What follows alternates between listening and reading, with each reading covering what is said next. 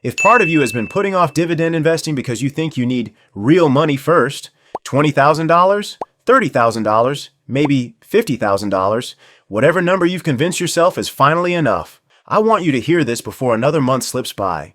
Meet Gary. Gary is 49 years old. He earns a solid income. He's responsible with his money. He doesn't blow it on expensive toys or reckless purchases. But for the last 11 years, every January, he's told himself the exact same thing. Once I save $50,000, then I'll start investing in dividends. Now meet Curtis. Curtis is 47. His income is almost identical to Gary's. The difference?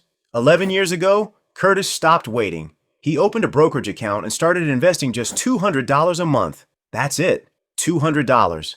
About what many families spend every month on takeout, streaming subscriptions, and a few small expenses they barely notice. Now here's the part that should make Gary uncomfortable.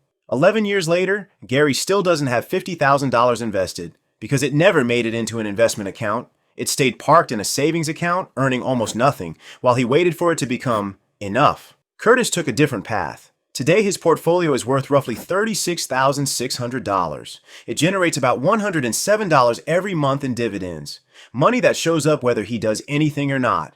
And, in many cases, he doesn't owe a single dollar in federal tax on it. Gary is still waiting for permission to begin. Curtis has spent the last 11 years getting paid while he waited. In this video, I'm going to show you the exact math behind Curtis's portfolio, not hypothetical numbers. Real calculations based on clearly disclosed assumptions that you can verify yourself.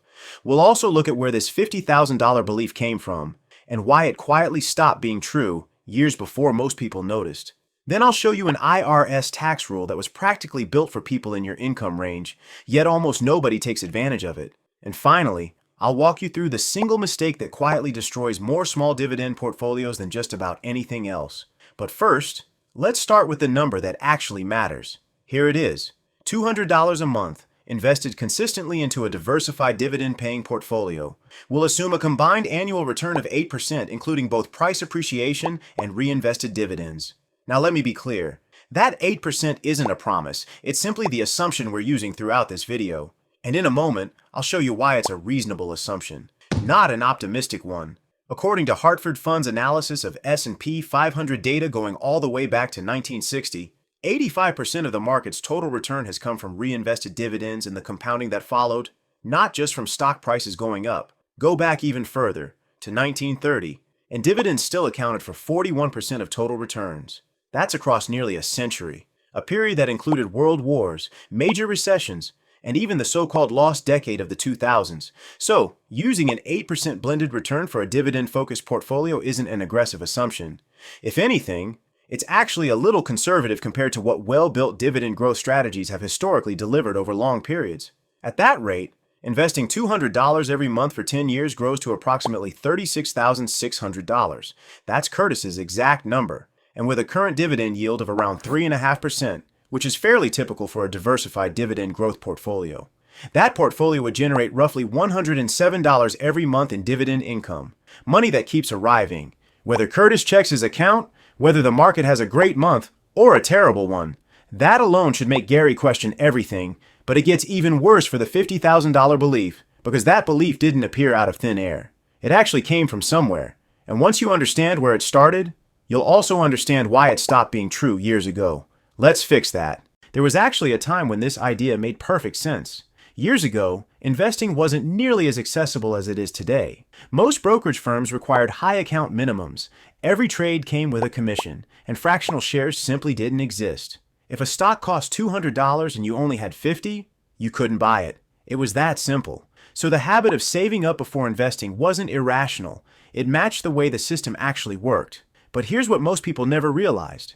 Even back then, there was already a way around that problem, and it's been hiding in plain sight for decades. Companies like Coca-Cola, Home Depot, and Walmart have long offered direct stock purchase plans. These plans are administered through transfer agents like ComputerShare and allow ordinary investors to buy shares directly from the company. In many cases, you could get started with as little as $25 or $50 a month. No traditional broker required. Take Home Depot, for example. Its plan lets you automatically invest just $50 every month directly into company shares. This isn't some brand new feature. It's been available the entire time Gary's been telling himself he wasn't ready. Then came the second change, the one that completely removed the last real barrier. Fractional shares finally became standard at major brokerages. Fidelity rolled them out in January of 2020. Charles Schwab followed in June of that same year.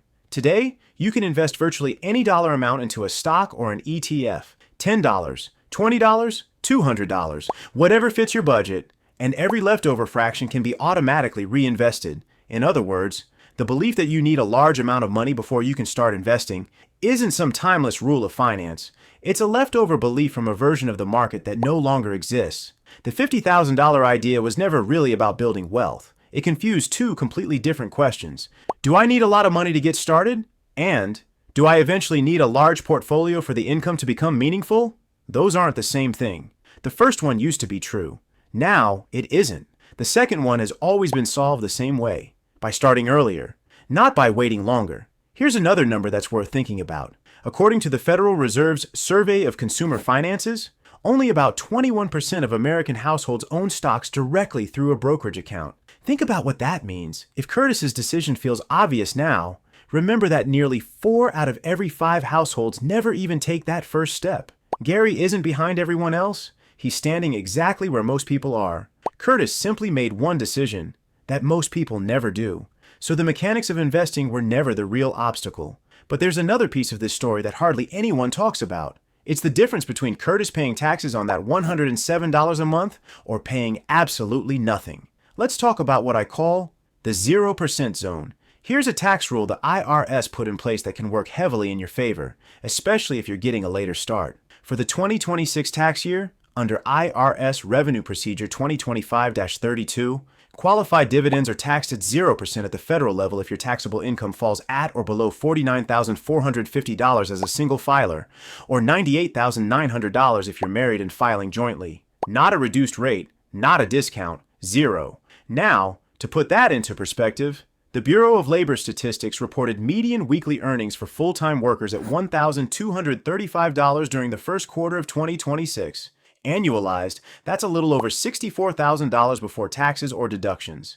Once you subtract the standard deduction and calculate your actual taxable income, a surprising number of people watching this video either fall inside, or very close to, that 0% bracket without realizing it. And that's not the only tax break worth knowing about. There's another benefit that was designed specifically for people trying to catch up on retirement savings. And 2026 is the final year it's available in its current form. It's called the Saver's Credit. If you contribute to a traditional IRA, a Roth IRA, or a 401k, and your income falls below certain limits, the government may give you back 50%, 20%, or 10% of your first $2,000 in contributions. And this isn't a deduction, it's a direct tax credit, dollar for dollar. For the 2026 tax year, the income limits are $40,250 for single filers, and $80,500 for married couples filing jointly. Beginning in 2027, the Saver's Credit is being replaced by something called the Saver's Match. It's an entirely different system. So if you qualify this year, this is the version you'll want to take advantage of while it's still available. Now, 2 important caveats, because I know this audience likes to check the details. First, the Saver's Credit only applies to retirement accounts. That means an IRA or a 401k. It does not apply to a regular taxable brokerage account. Second, the 0% qualified dividend rate depends on your total taxable income, not just the amount of dividends you receive, so everyone's situation will be a little different. Always run your own numbers before making tax decisions around either of these rules. But here's the bigger takeaway. Between the 0% zone and the Saver's Credit, a lot of the taxes Gary assumed would slowly eat away at his returns might not apply to him at all. Now, before you get excited, open a brokerage account and buy 10 different dividend stocks this weekend. There's one mistake I need to show you first, because it can undo almost everything we've talked about so far. When people feel like they're behind financially, their instinct is usually the same. They chase the biggest dividend yield they can find. The thinking goes something like this: if I'm late, I need the highest income possible right now. It's an understandable reaction. Unfortunately, the data says it's usually the wrong one. A study by Wellington Management, referenced in Hartford Fund's Dividend Research, grouped S&P 500 dividend-paying companies into 5 yield categories and tracked their performance from 1930 through 2025. Here's what they found. The second highest yielding group, not the highest, outperformed the overall S&P 500 in 6 out of every 10 rolling time periods across nearly a century of market history. The highest yielding group, The one that attracts the most attention? Only beat the market about half the time. Why? Because an unusually high dividend yield is often a warning sign, not a reward. Sometimes the stock price has already fallen sharply. That alone pushes the yield higher. Other times, the dividend itself simply isn't sustainable. A 12% yield doesn't usually mean a company is twice as generous as one paying 6%. More often, it means the market expects trouble. And there's one more trap that's worth mentioning while we're here. Not every dividend receives the same tax treatment, even if it's paid into the exact same brokerage account. Take REITs, for example. Real estate investment trusts are extremely popular because of their high yields. But there's an important catch. On a market cap weighted basis, about 78% of REIT dividends are taxed as ordinary income, not as qualified dividends that receive the favorable tax rates we talked about earlier. Only around 12% is typically classified as return of capital, and roughly 9% as long-term capital gains. So if you're buying REITs primarily for the income, they often make much more sense inside a retirement account than inside a taxable brokerage account, because that ordinary income tax treatment applies regardless of whether your income falls inside the 0% zone. Now you know what to avoid. So let's flip the question around. What can you realistically expect if you stay consistent? Let's put real numbers behind 10 years, 20 years, and 30 years. Using the exact same assumptions we've used throughout this video, let's keep the same assumption all the way through. An 8% blended annual return. It's clearly disclosed, it's consistent, and we'll apply it across 3 different time horizons. First, 10 years. Invest $200 a month for a decade, and your portfolio grows to approximately $36,600 at a dividend yield of around 3.5%. That translates into roughly $107 a month in dividend income. That's exactly where Curtis is today. Now stretch that to 20 years. The very same $200 a month grows to approximately $117,800. At that same 3.5% yield, you're looking at about $344 every month in dividend income. That's no longer pocket change. That's the kind of money you actually notice in a monthly budget. Now let's go one step further. 30 years. The same $200 every month compounds into roughly $298,000. At a 3.5% yield, that portfolio produces about $869 every month in dividends. And remember, those numbers leave something important out. A well-built dividend growth portfolio doesn't usually keep paying the exact same dividend forever. Many quality companies increase their payouts over time, which means your yield on cost, the income generated relative to what you originally invested, would likely be much higher by then than today's market yield. I've intentionally left all of that upside out of these calculations. Why? Because I'd rather these numbers be conservative than overly optimistic. Now here's the good news. You don't have to use my example. You can estimate your own results in just a few seconds. I call it the Snowball multiplier. Using the exact same 8% assumption, take whatever amount you can realistically invest every month and multiply it by 183 to estimate your portfolio after 10 years. Multiply it by 589 for 20 years, and multiply it by 1,490 for 30 years. That's it. Whether you can invest $100 a month, $300, $500, or something completely different. Those 3 multipliers give you a quick estimate of where consistent investing could take you over time. And if you'd rather not do the math yourself, I've included a free dividend snowball calculator in the description. It uses this exact formula. Just enter whatever monthly contribution works for your budget, and it'll calculate the projections automatically. If you also want to track things like your yield on cost, your DRIP projections, or the tax difference between qualified and ordinary dividends, that's exactly what the full dividend income toolkit was built to do. Now, let's bring everything together. The $50,000 lie was never really about how much money you needed. It was a leftover belief from before fractional shares became widely available. That barrier essentially disappeared around 2020. The 0% zone means many people watching this video may owe absolutely no federal tax on qualified dividend income this year.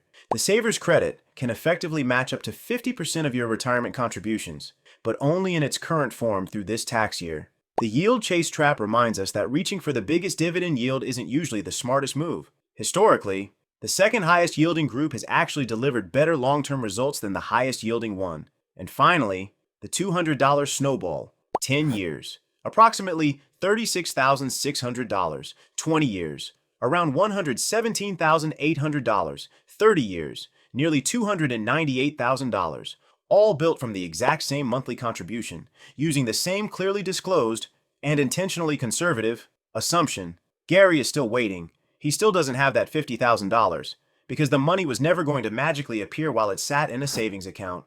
And every January, he keeps repeating the same promise to himself. Once I save enough, then I'll start. Curtis isn't making promises anymore. His portfolio pays him whether the market has a great year or a terrible one, whether he checks his account or forgets about it completely, because it has been quietly compounding ever since the day he decided that $200 a month was enough to begin.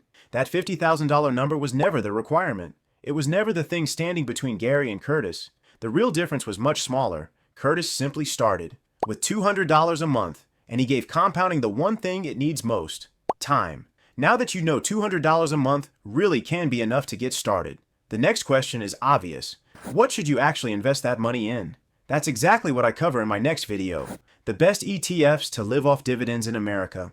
In that video, I'll walk you through the specific funds I'd personally be looking at, why they deserve a place in a dividend portfolio, and how each one fits into a long-term income strategy. So if you're ready to take the next step, click that video next. And before you go, I want to ask you something. What's the number you've been telling yourself you need before you'll finally start investing? Leave it in the comments. I genuinely read every single one, and I'd love to see yours.